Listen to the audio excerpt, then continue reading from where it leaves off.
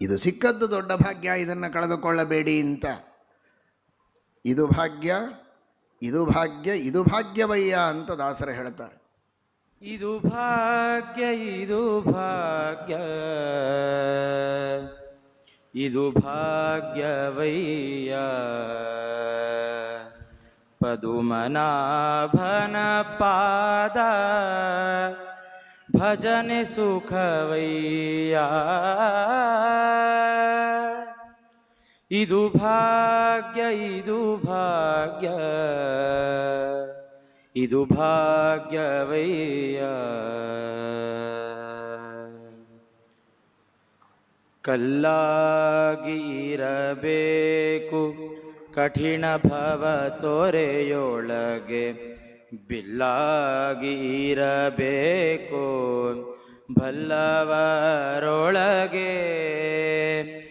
ಮೆಲ್ಲನೆ ಮಾಧವನ ಮನದಿ ಮೆಚ್ಚಿಸಬೇಕು, ಮೆಲ್ಲನೆ ಮಾಧವನ ಮನದಿ ಮೆಚ್ಚಿಸಬೇಕು.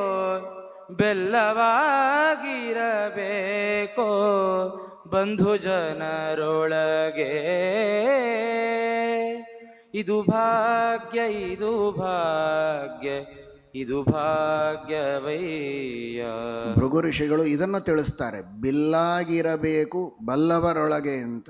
ಗುರುತ್ವಾತ್ ತತ್ರ ನಾಯಾತಾನ್, ನಾವು ಬಹಳ ದೊಡ್ಡವರು ಅಂತನ್ನುವುದಕ್ಕೆ ಶಟದು ನಿಂತವರನ್ನು ಅವರನ್ನು ಬಿಲ್ಲಾಗಿ ಭಾಗಿಸಿದ್ದಾರೆ. ಅವರು ಧನುಸ್ಸನ್ನು ಹೇಗೆ ಮಹಾಸಮರ್ಥರಾದವರು ಅದನ್ನು ಬಗ್ಗಿಸಿ ಎದೆ ಏರಿಸ್ತಾರೋ, ಹಾಗೆ ಭೃಗು ಋಷಿಗಳು ಈ ಎಲ್ಲ ಅಹಂಕಾರದಿಂದ ಉನ್ಮಾದದಿಂದ ಮೆರೆಯುವ ಏನೆಲ್ಲ ಜನ ಇದ್ದರೋ ಅವರನ್ನು ಬಗ್ಗಿಸಿದ್ದಾರೆ ಬಲ್ಲವರೊಳಗೆ. ಇಂತಹ ನಾರದರು, ಇಂತಹ ಸನಕಾದಿಗಳ ಎದುರಿಗೆ ನೀವು ಬಿಲ್ಲಾಗದೆ